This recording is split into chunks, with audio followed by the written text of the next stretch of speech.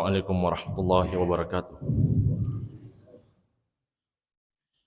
Alhamdulillahi ala ihsani wa syukru lahu ala taufiqihi wa amtinani wa ashhadu an la ilaha illallah wahdahu la syarikalah ta'ziman li sya'ni wa ashhadu anna Muhammadan abduhu wa rasuluhu ad-da'i ila ridwani sallallahu alaihi wa ala alihi wa ashabihi wa ikhwani. Amma ba'd. Fa ikhwani fid din wa akhwati fillah, kaum muslimin dan muslimat yang saya cintai dan saya muliakan rahimani wa rahimakumullah. Kita kembali bersyukur kepada Allah Subhanahu wa taala yang sampai hari ini terus mencurahkan kepada kita nikmat demi nikmat. Nikmat umur, nikmat waktu luang, nikmat kesehatan, nikmat iman, nikmat Islam. Semua itu semata datangnya dari Allah Subhanahu wa taala. Wa ma bikum min ni'matin faminallah. Tidak ada satupun nikmat yang ada pada kalian kecuali datangnya semata dari Allah Subhanahu wa taala. Iya. Karena itu jamaah sekalian, termasuk kebahagiaan yang besar kita bisa hadir salat subuh secara berjamaah. Allah Subhanahu wa taala berfirman, "Inna Qur'anal fajr kana mashhuda." Sesungguhnya bacaan di waktu subuh itu, maksudnya salat subuh, adalah solat yang disaksikan oleh para malaikat. Jangankan solat wajibnya jamaah sekalian, solat sunnahnya saja. Dalam hadits Aisyah radhiyallahu anha, Rasulullah sallallahu alaihi wasallam pernah mengatakan, "Raka'atul fajr khairum minad dunya wa ma fiha." 2 rakaat sebelum subuh, 2 rakaat sunnah sebelum subuh, khairun minad dunya wa ma fiha, lebih baik pahalanya daripada dunia dan seisinya. Iya, itu baru salat sunnahnya. Apalagi salat wajibnya. Bahkan salat sunnah 2 rakaat sebelum subuh itu kalau orang luput bisa diqadha.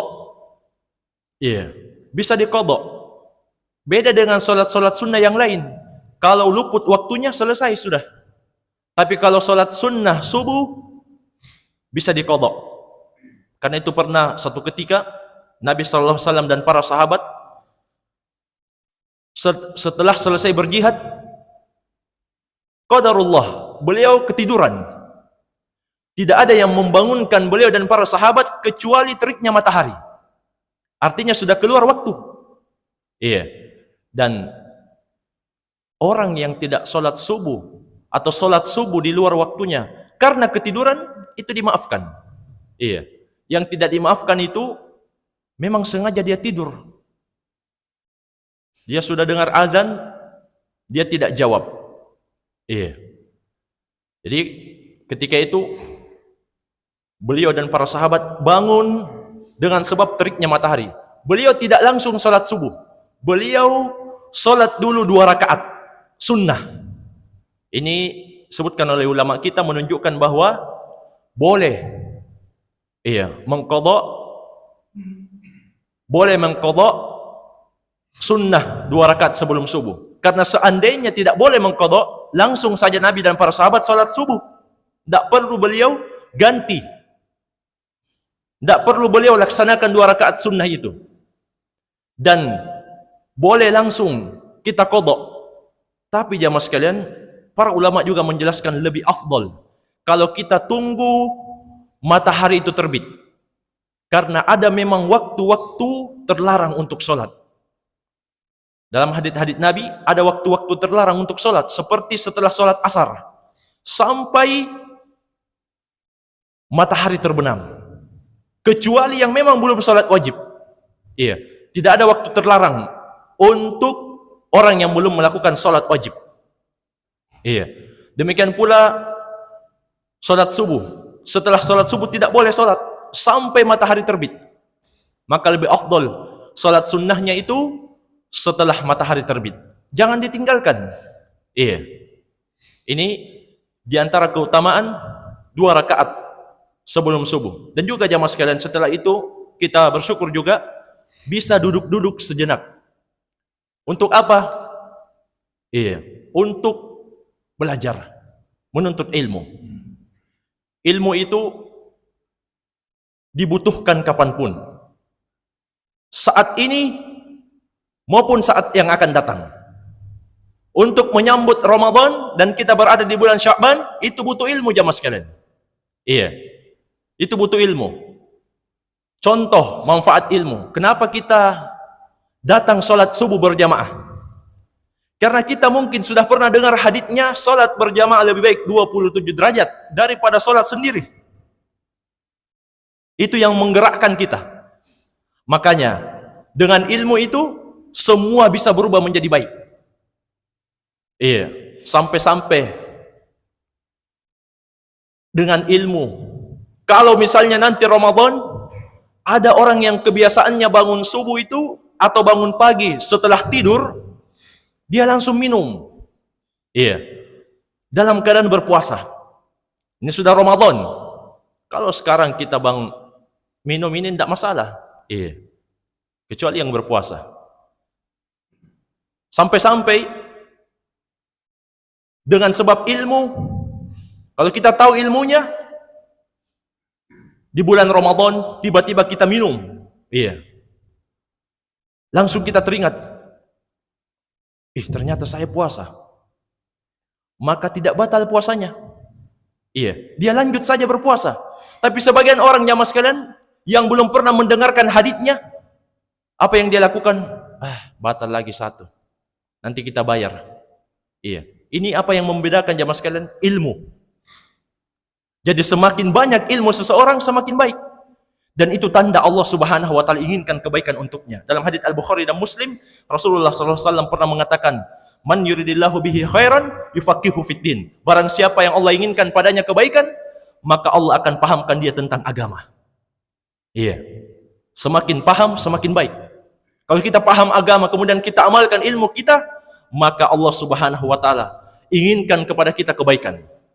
Ini di antara manfaat duduk menuntut ilmu. Dan Nabi sallallahu alaihi wasallam juga mengatakan kepada para sahabat, "Idza maradtum bi riyadil jannah farta'u." Jika kalian lewat di taman-taman surga, farta'u. Apa artinya farta'u jamaah sekalian? Singgah, ambil bagian full, penuh dalam kebaikan tersebut. Iya. Maka para sahabat bertanya, "Wa ma hiya riyadul jannah?" Apa yang dimaksud taman dari taman-taman surga itu ya Rasulullah? Kata Nabi sallallahu alaihi wasallam, hilakut dzikr. Majelis dzikir. Iya, Syekh Abdul Razak Al-Badr hafizahullah mengatakan, majelis dzikir maksudnya yang disebutkan, yang diajarkan di dalamnya tentang hukum halal dan haram. Bagaimana kamu sholat, bagaimana kamu puasa, bagaimana kamu beribadah kepada Allah, itu disebut majelis dzikir. Iya, bukan bikin majelis kemudian dzikir-dzikir jamaah. Bukan itu yang dimaksud jamaah sekalian. Iya. Jadi farta'u, ambil bagian penuh dalam kebaikan majelis dzikir tersebut, majelis ilmu. Iya. Dan di antara keutamaan majelis ilmu jamaah sekalian, Nabi mengabarkan nazalat alaihimus sakinah, akan turun pada orang-orang yang belajar di masjid atau di rumah dari rumah-rumah Allah as-sakinah. Ulama menjelaskan apa maksud as-sakinah jamaah sekalian? Ketenangan. Bukan ketenangan supaya bisa tidur. Iya, tunduk-tunduk khusyuk ternyata sudah di alam lain. Iya. Tapi as-sakinah yang dimaksud, kalau dia ditimpa takdir yang buruk, dia akan tenang, dia tidak emosi, dia tidak marah karena Allah berikan kepadanya ketenangan. Itu makna as-sakinah. Iya. Wa ghasyiyatuhumur rahmah, Allah akan liputi dia dengan rahmat. Wa haffathumul malaikah, para malaikat menaungi mereka. Wa dzakarahumullahu fiman indah, dan Allah sebut-sebut orang-orang yang datang di majelis ilmu di sisinya. Maksudnya Allah bangga-banggakan di hadapan para malaikatnya. Iya. Jadi jamaah sekalian, semoga Allah Subhanahu wa taala memberikan kita semua keutamaan ini. Dan insyaallah taala kita akan mengingatkan sedikit tentang keutamaan bulan Sya'ban. Iya, dalam hadis Usamah bin Zaid radhiyallahu anhuma yang diriwayatkan oleh An-Nasa'i, Imam Ahmad, dan hadis ini dihasankan oleh Syekh Al-Albani rahimahullah dalam Sahih An-Nasa'i. Jadi Usamah bin Zaid pernah bertanya kepada Rasulullah sallallahu alaihi wasallam, "Ya Rasulullah, lam araka tasumu syahran minasy syuhur ma tasumu minasy Sya'ban." ma tasumu min Sya'ban. Saya belum pernah melihat engkau berpuasa dengan puasa sunnah yang banyak selain di bulan Sya'ban. Qala, maka Nabi menjawab. Jadi para sahabat itu orang yang paling semangat, jamaah sekalian. Iya. Kalau ada keutamaan, kalau ada kebaikan, beliau tidak segan atau mereka tidak segan untuk bertanya kepada Nabi sallallahu alaihi wasallam. Iya. Maka Nabi menjawab, "Dzalika syahrun yaghfalu an-nasu anhu baina Rajab wa Ramadan." Itu bulan Sya'ban, banyak orang yang lalai di dalamnya karena terdapat di antara bulan Rajab dan bulan Ramadan. Bulan Rajab, bulan haram. Iya. Orang-orang tahu. Setelah itu Sya'ban, setelah itu Ramadan. Seakan Nabi mengatakan, banyak orang yang lupa memaksimalkan ibadah di bulan Sya'ban. Iya. Makanya di antara keutamaan juga jamaah sekalian,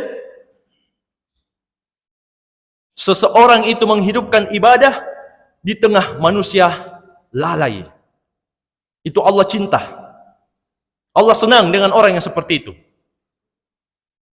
Jadi bulan Sya'ban terletak di antara bulan Rajab dan bulan Ramadan, dan Nabi mengabarkan banyak orang yang lalai untuk memaksimalkan ibadah di bulan tersebut. Makanya Nabi sallallahu alaihi wasallam itu paling banyak puasa sunnahnya di bulan Sya'ban. Iya. Kemudian kata beliau, wa huwa syahrun turfa'u fi'il a'mal ila rabbil alamin. Di bulan Sya'ban itu diangkat amalan-amalan kepada Allah Rabbul Alamin, penguasa, pencipta, pengatur alam semesta. Itu makna Rabbul Alamin. Jadi penguasa, pencipta, pengatur alam semesta itu Allah, jamaah sekalian. Iya. Bukan penghuni gunung, bukan Mbah Petruk. Iya. Jadi tidak perlu ada klakson-klakson kalau di tikungan. Iya. Sebagian orang klakson-klakson di tikungan. Kenapa? Karena dia yakin ada penguasa selain Allah. Dia bisa celaka nanti, tidak selamat pulang ke keluarga. Iya. Sampai-sampai ada ikhwah. Iya. Jadi driver. Iya. Panjang jenggotnya, salafi dia. Iya. Dia punya penumpang itu punya tatayur begitu. Tatayur itu takut sial. Iya. Kata Nabi sallallahu alaihi wasallam, at-tiyaratu syirkun, at-tiyaratu syirkun. Takut sial itu syirik, takut sial itu syirik. Iya. Kenapa kita takut sial? Tidak ada yang bisa menimpakan kesialan kecuali Allah Subhanahu wa taala, dan tidak ada yang menimpa, tidaklah menimpa kesialan kepada seseorang kecuali sebab dosanya. Iya. Maka orang yang tatayur ini maksa ikhwah ini. Klakson, tikungan tajam ini. Iya. Ikhwah tidak mau. Tidak. Iya. Tidak mau. Tapi dasar orang yang berpenyakit hatinya, iya. Dia pun buka jendela kaca mobilnya. Dia yang teriak. Tet. Iya. Supaya apa jamaah sekalian? Supaya selamat. Padahal jamaah sekalian, Allah akan kabarkan, Allah akan siapkan jahanam itu untuk jin juga, untuk setan. Walaqad dara'na li jahannama katsiran minal jinni wal ins. Sungguh benar-benar kata Allah, kami akan penuhi jahanam itu dari golongan manusia dan jin. Iya, jadi jin juga akan masuk neraka. Iya. Jin yang hadir subuh ini, dengar. Kalian kalau menyesatkan manusia, kalian juga akan menjadi bahan bakar neraka. Termasuk yang di pantai selatan itu, Allah akan lempar kalau dia menyesatkan banyak manusia. Iya. Tapi tidak usah balik-balik. Karena itu teman kita masih manusia. Iya. Jin jadi bahan-bahan bakar neraka juga. Iya. Jadi semua kebaikan dan bahaya di tangan Allah Subhanahu wa taala. Jadi amalan di bulan Sya'ban diangkat untuk menghadap kepada Rabbul Alamin. Kata Nabi sallallahu alaihi wasallam, wa uhibbu ayyurfa amali wa ana shaim. Dan saya itu senang, cinta amalan saya dilaporkan kepada Allah dalam keadaan saya puasa. Itu keutamaan bulan Sya'ban. Iya, karena ulama juga menjelaskan orang yang berpuasa itu biasanya orang yang tulus. Iya, sudah loyo, minta tolong kepada Allah, betul-betul dekat. Iya, beda kalau dia kuat. Biasanya orang yang berpuasa itu syahwatnya terkekang. Iya, maksiatnya lebih mudah untuk ditundukkan, dihilangkan bahkan. Maksiatnya mudah untuk dihilangkan. Makanya kata Al-Hafidz Ibnu Rajab rahimahullah dalam Lataiful Ma'arif, fihi dalilun, dalam hadis ini adalah dalil. Dalam hadis ini terdapat dalil al-istihbabi amarati awqati qaflatin nas bitta'ah, untuk menghidupkan waktu-waktu yang manusia itu banyak lalai di dalamnya dengan ketaatan. Apalagi jamaah sekalian, kalau kita berpegang teguh memegang agama di tengah rusaknya manusia, ini lebih besar lagi pahalanya. Beribadah di tengah manusia lalai saja, Allah cinta di situ. Wa anna dzalika mahbubun lillahi azza wa jalla. Perbuatan itu dicintai di sisi Allah. Apalagi kalau kita berpegang teguh di tengah rusaknya manusia. Nabi kita sallallahu alaihi wasallam pernah mengatakan, bada'al islamu ghariban wa sayaudu ghariban kama bada'a. Fatuba lil ghuraba. Islam ini diawali dalam keadaan asing. Belum ada yang mau memeluk Islam.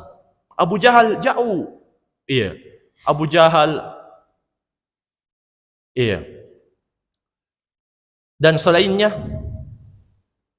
dari pemimpin-pemimpin Quraisy tidak melirik Islam. Bahkan dia perintah Abu Thalib untuk supaya menyampaikan kepada ponakannya Muhammad supaya berhenti menyalah-nyalahkan sesembahan mereka. Jadi Nabi Muhammad juga itu jamaah sekalian suka menyalah-nyalahkan. Bukan hanya Salafi yang suka menyalah-nyalahkan, Nabi Muhammad juga suka menyalah-nyalahkan, suka mensyirikkan. Tapi menyalahkan siapa, mensyirikkan siapa jamaah sekalian? Menyalahkan yang salah dan mensyirikkan yang syirik. Itu memang harus, itu prinsip agama. Tidak boleh orang bermuka dua jamaah sekalian. Yang tidak boleh itu kita salahkan yang benar, kita syirikkan tauhid. Itu yang tidak boleh. Jadi Nabi Muhammad juga suka menyalah-nyalahkan. Makanya Abu Jahal minta kepada Abu Thalib supaya Nabi Muhammad berhenti menyalah-nyalahkan Lata, Uzza, Manah, Hubal dan semua Tuhan mereka. Apa imbalannya? Beliau ditawari menjadi Raja Arab. Iya.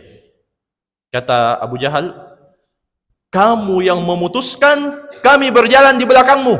Yang penting kamu berhenti mensyirik-syirikkan. Berhenti dakwah tauhid. Jangan tauhid terus. Iya, nanti tersinggung. Berhenti. Atau begini saja. Sebutkan dalam tafsir At-Tabari, ini kisahnya terkait dengan turunnya surah Al-Kafirun. Iya. Atau begini saja, tawaran kedua. Kamu pilih wanita yang paling cantik. Kami nikahkan, sandingkan engkau bersamanya, tapi kamu berhenti menyalah-nyalahkan Tuhan-Tuhan kami. Iya. Kalau ini tawaran ada pada kita, bagaimana jamaah sekalian? Pilih wanita Arab yang paling cantik. Kalau kita di Indonesia, wanita yang paling cantik. Pilihan yang ketiga, beliau diberikan harta sehingga beliau menjadi orang yang paling kaya di tengah orang Arab. Yang penting berhenti dakwah tauhid. Iya. Tapi beliau tolak. Justru beliau menyampaikan, "Qul ya ayyuhal kafirun," katakanlah wahai orang-orang kafir. Ini tegas. Tidak dikatakan qul ya ayyuhal non muslim. Iya. Katakanlah wahai non muslim. Kenapa harus diganti non muslim? Tidak enak jamaah sekalian. Iya. Tidak enak dengan orang-orang, tidak enak dengan pendukung. Iya, nanti kita tidak menang di pemilu, sudah keluar duit banyak. Iya. Tidak enak ini membuat orang banyak yang tersesat. Kenapa Abu Thalib menolak Islam? Tidak enak. Iya. Kita kalau mati jamaah sekalian, tidak ada yang mau bersama kita. Makanya di antara hikmah seseorang, baik dia muslim maupun kafir, mendengarkan langkah kaki orang-orang yang mengantarkan dia ke pekuburan. Jadi Allah memperdengarkan orang yang wafat itu langkah kaki keluarganya, langkah kaki teman-temannya, langkah kaki orang yang mengantarnya ke kubur. Apa tujuannya Allah dengarkan? Apa tujuannya Allah memperdengarkan si mayit? Supaya si mayit tahu tidak ada yang mau menemani dia. Iya. Biarpun betapa besarnya cinta istri seorang suami, tiap hari panggil sayang, tiap hari panggil kanda. Tapi kalau kita sudah wafat, tidak ada yang mau menemani jamaah sekalian. Untung-untung kalau tidak nikah lagi. Iya. Kok ada yang mau tidak enak karena berpegang teguh dengan agama? Jangan merasa tidak enak jamaah sekalian. Kita itu paling lama diingat kalau sudah meninggal 1 tahun. Itu paling lama. Setelah itu, tidak ada lagi. Paling dia bilang, kodong, tidak ada mianu. Sudah begitu ji. Kodong, tidak ada mianu. Kenapa kalau tidak ada? Kita dikubur setengah mati.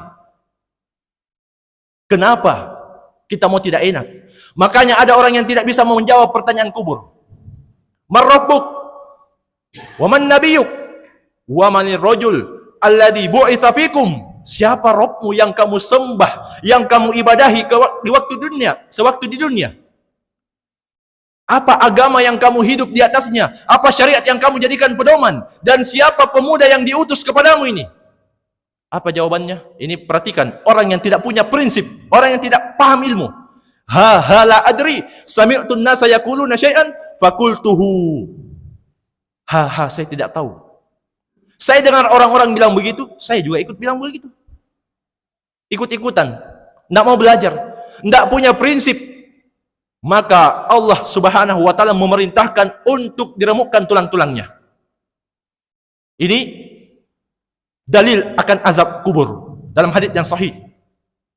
Iya, karena itu jamaah sekalian, tidak usah tidak enak selama kita baik dan tidak menzalimi orang lain.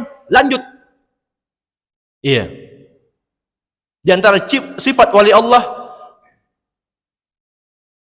adalah la yakhafuna laumata laim. Mereka tidak takut celaan orang-orang yang mencela selama dia benar di jalan Allah.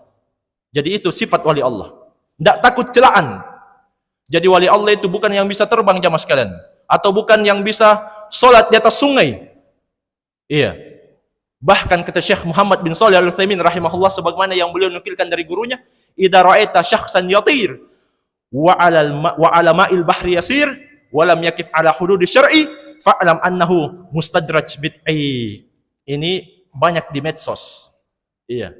Yang aneh-aneh. Jutaan viewersnya yang nonton. Kata Syekh, kalau kamu lihat ada orang yang bisa terbang di atas udara, bisa terbang ini, atau bisa sholat di atas air laut, sementara orang itu tidak berada di atas ajaran yang sahih, di atas tauhid dan sunnah, ketahuilah itu penipu, mustadraj bid'ah, dan biasanya suka berbuat bid'ah. Iya,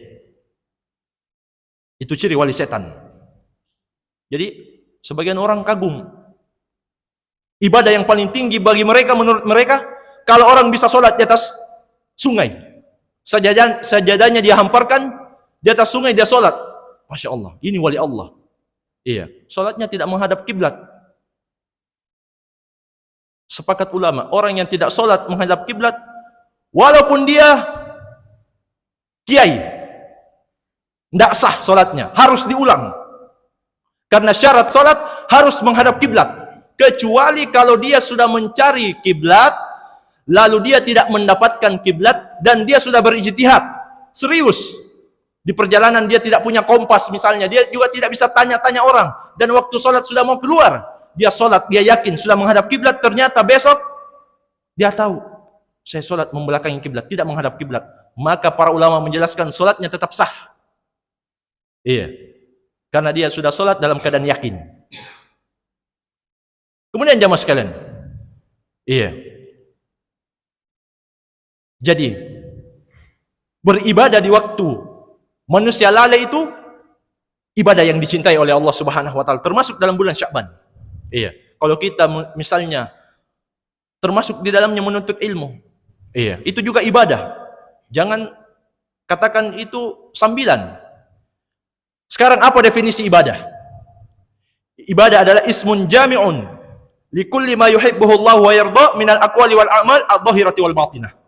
Semua yang Allah cintai, semua yang Allah ridhoi, berupa ucapan maupun perbuatan, yang nampak ataupun yang tersembunyi, selama Allah cintai, selama Allah ridhoi, itu ibadah. Cari nafkah ibadah tidak? Jamaah sekarang, cari nafkah ibadah atau tidak? Ibadah. Allah cintai, Allah ridhoi, bahkan Allah perintahkan untuk kita bertanggung jawab. Tapi sebagian orang menyepelekan cari nafkah. Dia katakan yang penting dakwah.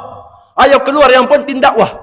Tapi istrimu tidak makan itu, ada Allah yang kasih makan. Subhanallah. Jawaban pemalas.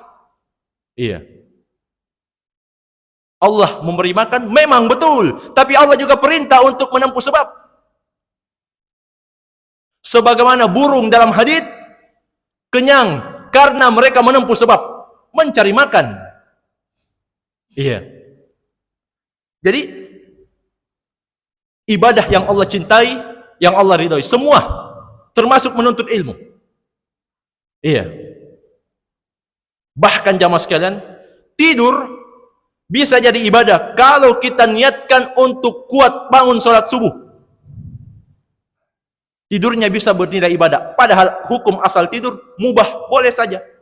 Antum tidur, tidak tidur, tidak berdosa, tidak juga berpahala. Tapi ketika diniatkan untuk bangun sholat subuh, maka bernilai ibadah. Iya. Karena itu beribadah di waktu manusia lalai itu dicintai oleh Allah Subhanahu wa taala. Sebagaimana Islam diawali dengan keadaan asing, akan kembali menjadi asing. Fatuba lil ghuraba, maka beruntunglah al-ghuraba. Siapa al-ghuraba jamaah sekalian? Ini termasuk penamaan yang lain dari Ahlus Sunnah. Al-ghuraba. Iya. Apa artinya al-ghuraba? Orang-orang yang asing. Siapa orang-orang yang asing? Dalam riwayat yang lain disebutkan alladzina yuslihuna idza fasadan nas. Orang yang melakukan perbaikan di tengah rusaknya manusia. Dalam riwayat yang lain disebutkan lagi alladzina yuslihuna ma afsadan nas min sunnati. Al-ghuraba adalah orang-orang yang melakukan perbaikan untuk ajaranku, kata Nabi, di tengah manusia merusaknya. Itu al-ghuraba. Orang yang asing. Tapi jangan juga sengaja jadi orang yang asing. Siapa itu yang sengaja jadi orang yang asing? Suka tampil beda. Iya. Suka tampil beda. Bahkan jamaah sekalian, kadang seseorang itu harus mengalah dengan pendapatnya. Kadang. Iya. Orang yang berpendapat bismillah tidak dijaharkan, terkadang dia dianjurkan untuk menjaharkannya. Kapan itu? Di mana itu? Ketika sholat mengimami. Ketika sholat mengimami orang-orang yang memiliki madhab pendapat bahwa bismillah itu harus dijaharkan. Kita misalnya sholat di daerah, di kampung, yang orang di situ berpendapat madhab Syafi'i, bismillah dibesarkan. Maka kata Syekhul Islam Ibn Taimiyah, kadang kita dianjurkan untuk membesarkan bismillah. Untuk apa jamaah sekalian? Lita'lifil qulub wajtima'il kalimah. Untuk melembutkan hati dan menyatukan kalimat. Kadang. Iya. Tapi kalau kita sudah masyhur, dikenal, iya, sudah diterima di tengah masyarakat bahwa memang ada perbedaan pendapat, dan insyaallah ta'ala yang lebih kuat bismillah itu tidak dijaharkan, maka tidak mengapa. Iya, tidak mengapa. Kemudian jamaah sekalian, dari hadits ini juga kita mendapatkan pelajaran bahwa Nabi puasa tatawwu, puasa sunnah itu paling banyaknya di bulan Sya'ban. Iya. Paling banyaknya di bulan Sya'ban. Bahkan dalam hadits yang lain beliau mengabarkan dalam hadits Aisyah Dalam riwayat Al-Bukhari dan Muslim, Aisyah mengatakan, "Kana Rasulullah sallallahu alaihi wasallam yasumu hatta naqul la yuftir." Nabi Muhammad itu kalau berpuasa sampai-sampai kita sangka beliau puasa terus. Iya. Wa yuftir hatta naqul la yasum. Dan kalau beliau tidak berpuasa sampai-sampai kita katakan beliau tidak pernah berpuasa, padahal berpuasa. Iya. Maksudnya apa ya mas kalian? Ini menunjukkan ada bulan-bulan tertentu seperti bulan Sya'ban, Rasulullah memperbanyak puasa di situ. Kata Aisyah, "Fama ra'aitu Rasulullah sallallahu alaihi wasallam istakmala syiyama syahrin illa Ramadan." Dan saya tidak pernah melihat Rasulullah sallallahu alaihi wasallam menyempurnakan puasa kecuali di bulan Ramadan, yang insyaallah taala tidak akan lama lagi datang. Iya. Kita berdoa kepada Allah agar supaya Allah menyampaikan kita ke bulan Ramadan dan memberikan kita taufik. Kenapa jemaah sekalian? Perlu itu hidayah taufik. Jadi kita sudah jelaskan hidayah itu ada dua. Hidayatul taufiq dan hidayatul bayan. Apa itu hidayah taufik? Hidayah yang tadinya orang tidak sholat, mau jadi sholat, menjadi sholat, maka itu hidayah taufik. Hidayah taufik itu khusus milik Allah. Makanya ketika Nabi Muhammad sangat bersedih pamannya meninggal di atas kesyirikan, Nabi Muhammad katakan, benar-benar saya akan mohonkan ampun selama saya tidak dilarang. Maka turun dua ayat. Di antara ayat yang turun, Allah Subhanahu wa taala berfirman, "Innaka la tahdi man ahbabtah." Sesungguhnya engkau Muhammad tidak bisa memberi hidayah orang yang kamu cintai. Hidayah apa yang dimaksud di sini jemaah sekalian? Hidayah taufik. Hidayah yang tadinya non muslim mau menjadi muslim. Hidayah yang tadinya kafir mau menjadi muslim. Itu hidayah taufik. Nabi Muhammad tidak punya itu. Semata hidayah taufik milik Allah. Mana buktinya? Nabi Muhammad tidak bisa memberi hidayah kepada pamannya yang paling dia cintai, Abu Thalib. Iya. Jadi kemudian Allah mengatakan, "Walakin Allah yahdi may yasha." Akan tetapi Allah, dialah yang maha memberi hidayah siapa yang dia kehendaki. Wa huwa a'lamu bil muhtadin. Dan Allah lebih tahu siapa yang lebih pantas mendapatkan hidayah. Iya. Ini hidayah taufik. Yang tadinya orang kafir masuk Islam, tadinya orang tidak sholat menjadi sholat. Ini hidayah taufik. Kita minta hanya kepada Allah Subhanahu wa taala. Iya. Kemudian hidayah yang kedua, hidayatul bayan, hidayah penjelasan. Ini Nabi Muhammad punya dan juga para pengikutnya juga punya. Jadi kita kalau menjelaskan kepada keluarga jamaah sekalian, kita mengajak keluarga untuk belajar, beramal, kita sebutkan dalilnya. Iya. Maka berarti kita sudah memberikan kepadanya hidayatul bayan. Hidayah berupa penjelasan. Iya. Ada dalilnya ini. Tidak boleh dilarang seperti ini. Ada dalilnya larangannya ini. Kata keluarganya, mana dalilnya? Pokoknya ada. Iya. Mana? Coba tunjukkan. Pokoknya ada.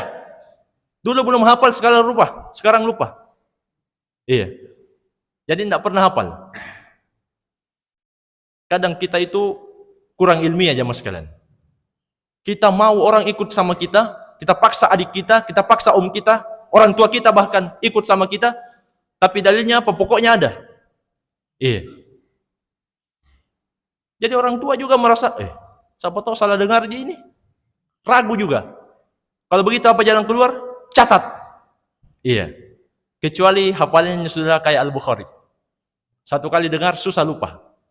Iya, mudah-mudahan tersinggung. Iya. Jadi itu jamaah sekalian, hidayatul bayan. Makanya di ayat yang lain sebagian orang iskal. Katanya Nabi Muhammad tidak bisa memberi hidayah pamannya. Tapi di ayat yang lain Allah mengatakan, "Wa innaka latahdi ila siratim mustaqim." Sesungguhnya engkau Muhammad benar-benar memberi hidayah kepada jalan yang lurus. Maksudnya hidayah apa di sini? Hidayatul bayan, hidayah penjelasan. Iya. Kita minta kepada Allah hidayah taufik agar supaya Allah memberikan kita hidayah taufik untuk memaksimalkan ibadah di bulan Ramadan. Karena banyak juga orang yang sampai di bulan Ramadan jamaah sekalian untuk melakukan hal yang sia-sia. Contohnya apa? Sahur on the road. Iya. Apa itu sahur on the road? Sibuk bangunkan orang sahur. Azan subuh dia yang tidur. Iya. Sibuk bukber. WhatsApp sana, WhatsApp sini. Di mana lagi kita ini malam ketiga? Iya. Oh, di sana saja. Makan sampai kenyang, tidak sholat maghrib. Naudzubillah. Banyak yang seperti ini, banyak. Iya, sampai-sampai jalanan macet. Ternyata apa? Ada bukber di sana. Tidak sholat maghrib, karena waktu maghrib dan isya itu sangat singkat jamaah sekalian. Cuma 40 menit. Iya, belum lagi makannya, tambahnya. Iya, bagus-bagus lagi kalau tidak balas dendam. Balas dendam dalam artian, iya, ada pisang hijaunya, ada es buahnya, menyusul kontrolnya. Iya. Belum lagi ngobrol, apalagi teman lama. Antum sekarang di mana? Iya. Ini kalau bahasa ikhwa antum. Tapi kalau bahasa sebagian orang, di mana lagi sekarang? Iya. Ngobrol terus. Tidak sholat maghrib. Iya.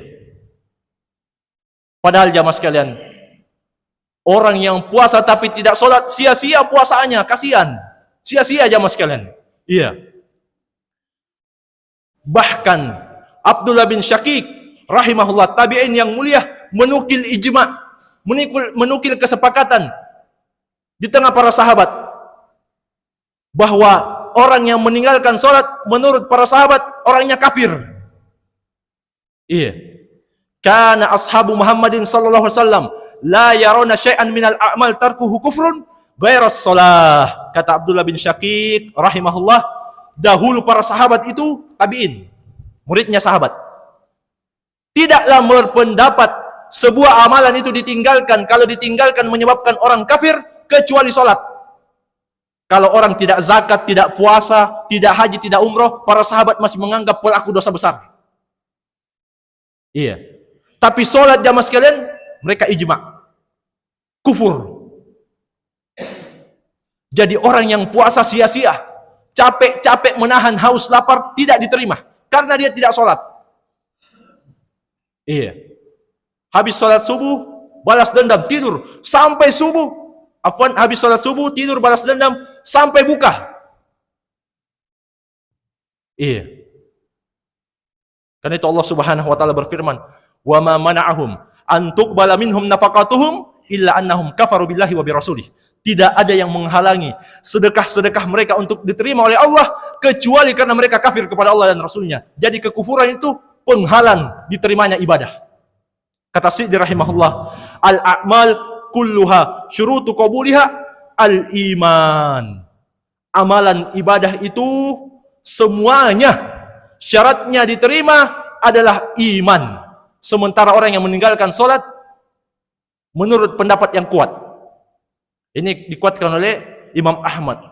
Demikian pula Syekhul Islam Ibn Taimiyah, Ibn Baz, Ibn Utsaimin dan selainnya, bahwa orang yang meninggalkan sholat bukan lagi muslim. Iya. Bukan lagi muslim. Berdasarkan hadits Nabi sallallahu alaihi wasallam, al-ahdul ladzi bainana wa bainahumus shalah, al-ahdul ladzi bainana wa bainahumus shalah, faman tarakaha faqad kafar. Perjanjian antara kami dan mereka orang-orang musyrik adalah salat. Siapa yang meninggalkannya dia telah kufur. Iya. Ini orang yang meninggalkan salat karena malas. Tapi kalau dia meninggalkan salat karena mengingkari kewajibannya, tidak ada perbedaan pendapat. Kalau ada orang yang bilang, saya tidak lagi wajib salat karena saya sudah sampai ke jenjang wali. Kenapa tidak salat Jumat, Pak Haji? Iya. Saya biar duduk-duduk begini sholat. Iya. Kalau Pak Haji duduk, sholat dalam keadaan duduk, kemudian Pak Haji mampu berdiri, tidak sah sholatnya Pak Haji. Iya. Mana dalilnya? Nabi pernah mengatakan kepada sahabat yang sakit, "Sholli qa'iman." Sholat kamu dalam keadaan berdiri. Berdiri itu rukun sholat. Siapa yang tidak berdiri sholat, kalau sholat wajib, dalam keadaan dia mampu, batal sholatnya. Iya. Sholli qa'iman, salat kamu dalam keadaan berdiri. Fa illam tastati fa qa'idan. Kalau kamu tidak mampu, maka salat dalam keadaan duduk. Fa illam tastati fa ala jambin. Kalau juga tidak mampu dalam keadaan duduk, salat dalam keadaan baring. Para ulama menjelaskan tidak ada alasan untuk meninggalkan salat selama akal masih terpasang, selama akal masih berfungsi. Bahkan al-lajnah ad-daimah rahimahumullah kumpulan ulama-ulama besar di Al-Mamlakah Al-Arabiyah berfatwa. Pernah ditanya, ada orang yang sakit di rumah sakit sendiri, tidak ada yang menjaganya. Sudah hampir keluar waktu sholat. Dia tidak mampu berwudu, tidak mampu tayamum. Apa yang harus dia lakukan? Kata Lajnah Daimah, dia tetap wajib sholat. Bahkan Syekh Muhammad bin Shalih Al-Utsaimin rahimahullah, ahli fikih abad ini mengatakan, walaupun ada najis, kalau dia tidak mampu untuk menghilangkan najis itu, salat dalam keadaan seperti itu. Karena Allah Subhanahu wa taala berfirman, la yukallifullahu nafsan illa wus'aha. Allah tidak pernah membebani satupun jiwa kecuali sesuai dengan kemampuannya. Dan kita syukur jamaah sekalian, kita tahu fikih ini. Banyak orang yang tidak belajar tidak tahu fikih ini. Naudzubillah, dia pun sakit. Dan dia sakit, meninggal di sakitnya itu dalam keadaan tidak salat. Kata Syekh Muhammad Al-Imam, orang yang seperti itu fi amrin khatir, berada dalam urusan yang berbahaya, meninggal dalam keadaan tidak sholat. Iya. Kenapa alasannya? Karena ada najis di pakaiannya. Nak mau sholat karena ada najis. Padahal sebenarnya dia bisa sholat dalam keadaan apapun kalau dia tidak mampu untuk menghilangkan najis tersebut. Karena Allah Subhanahu wa taala mengatakan, "Innas salata kanat 'alal mu'minin kitaban mauquta." Sesungguhnya salat itu bagi orang-orang yang beriman adalah ibadah yang sudah ditetapkan waktu-waktunya. Iya. Jadi tidak boleh. Bahkan jamaah sekalian, kita sedikit berbagi fikih tentang salat. Orang yang sakit itu boleh menjamak salat. Jadi jamak itu bukan kekhususan musafir. Jadi musafir itu yang khusus untuknya adalah sholat qasar yang 4 rakaat menjadi 2. Itu khusus musafir. Selain musafir tidak boleh mengqasar. Tapi jamaah sekalian menggabungkan 2 sholat, duhur ke asar, maghrib ke isya, itu disyariatkan juga bagi orang yang sakit. Silahkan baca buku-buku fikih. Iya. Demikian pula hujan yang lebat. Kalau kita di kota, alhamdulillah, jalanannya tidak bermasalah kalau hujan lebat. Tapi ada di sebagian daerah, kalau hujan lebat, kakinya turun, susah lagi diangkat. Iya. Kalau diangkat, sendalnya yang tinggal. Belum ada jalanan yang bagus. Maka termasuk udur menjamak sholat karena hujan. Sakit hujan atau takut. Iya. Takut hilang harta, takut hilang nyawa, boleh menjamak sholat. Tapi jangan menjamak sholat karena nonton bola. Iya. Ada juga dia bilang, ini kan hajat Ustaz. Ada kaidah. Iya. Hajat itu, apa namanya? Iya, hajat itu membolehkan darurat. Iya. Mantap juga kaidahnya. Iya. Jamaah sekalian, jamak itu dipakai kalau dibutuhkan, ada hajat. Seperti orang yang sakit. Misalnya dia tidak bisa sholat tepat waktu, harus istirahat siang full, maka dia bisa akhirkan sholat duhurnya di sholat asar. Iya. Begitu pula kalau masuk maghrib, dia tidak mampu begadang untuk menunggu isya, harus segera istirahat, ngantuk habis minum obat, maka dia bisa langsung sholat maghrib kemudian sholat isya. Iya. Ini fungsinya kita belajar jamaah sekalian. Orang-orang yang tidak belajar tidak tahu yang seperti ini. Iya. Dan jangan pernah meninggalkan sholat selama akal masih berfungsi. Karena itu jamaah sekalian, kita minta kepada Allah Subhanahu wa taala di bulan Sya'ban ini kita memanfaatkan agar Allah memberikan kita hidayah supaya kita bisa memanfaatkan untuk ibadah di tengah orang-orang lalai. Dan Allah Subhanahu wa taala memberikan kita hidayah taufik sampai ke bulan Ramadan. Iya, dan memaksimalkan Ramadan untuk ibadah. Karena Jibril pernah mendoakan celaka orang yang habis Ramadan dia tidak diampuni. Iya. Jibril mendoakan yang aminkan Nabi Muhammad. Kira-kira doanya ditolak tidak? Iya. Ragima anfu mri'in. Celaka, kata Jibril. Adraka alaihi Ramadan. Orang yang mendapati bulan Ramadan hatta yansalikha falam yukfar lahu. Sampai bulan Ramadan itu habis sebulan penuh. Keluar Ramadan dia tidak diampuni. Fakul amin. Ucapkan amin wahai Muhammad. Qultu amin. Saya pun mengucapkan amin. Jadi Jibril mendoakan celaka orang yang mendapati Ramadan sampai Ramadan habis dia tidak diampuni. Nabi Muhammad bilang amin. Pentingnya jamaah sekalian, hidayatul taufik. Minta kepada Allah agar Allah memberikan kita umur, semangat untuk memaksimalkan 1 bulan ini dalam setahun. Iya, untuk memperbanyak baca Al-Quran. Paling tidak 1 juz 1 hari. Selesai Ramadan, khatam Al-Quran, alhamdulillah. Iya, jangan 1 lembar 1 hari. Iya. Jadi ini faidah. Kemudian yang terakhir jamaah sekalian, kita ingatkan juga di sini tentang nisfu Sya'ban. Iya. Nisfu Sya'ban. Sering banyak broadcast yang menyebutkan tentang keutamaan malam nisfu Sya'ban. Iya. Kata Syekh Muhammad bin Shalih Al-Utsaimin rahimahullah, as-sahih, pendapat yang sahih, anna jami'a ma warada fadla lailatan nisfi min Sya'ban dhaif la taqumu bihi hujjah.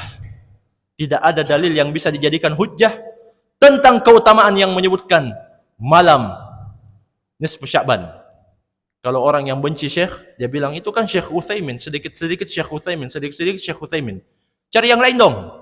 Iya. Baiklah, kita cari yang lain. Al-Qurtubi rahimahullah. Demikian pula Ibnul Arabi Al-Maliki mengatakan, iya.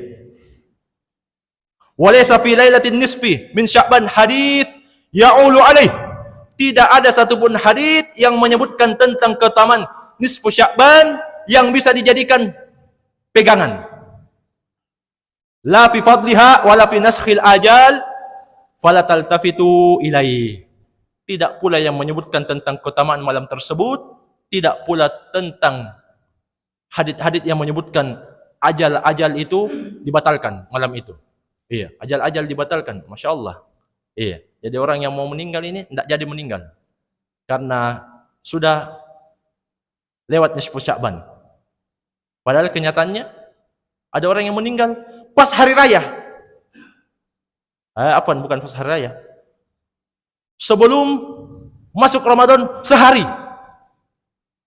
Iya. Berarti sudah lewat pertengahan Sya'ban. Berarti ada yang meninggal. Tidak dibatalkan ajalnya. Itu menunjukkan haditsnya tidak boleh dijadikan hujjah, hadits yang lemah. Ini kata Al-Qurtubi dalam tafsirnya, demikian pula Ibnul Arabi dalam Ahkamul Quran Ibnul Arabi rahimahumullahu taala. Jamaah sekalian, tidak ada ibadah khusus setelah nisfu Sya'ban. Tidak pula salat, tidak pula puasa. Pokoknya kita beribadah secara umum saja.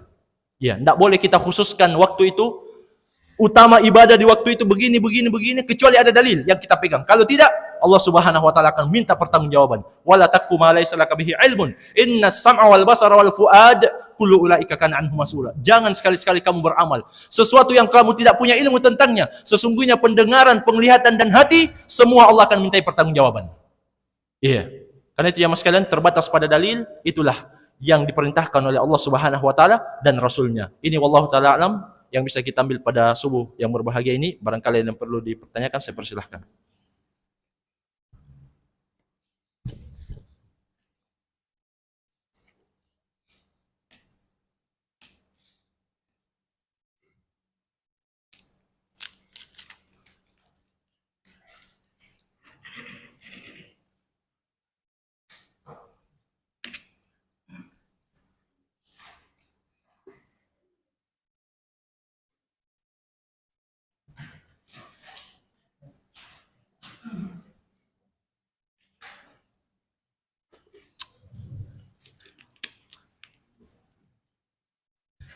Karena sudah keluar yang keluar.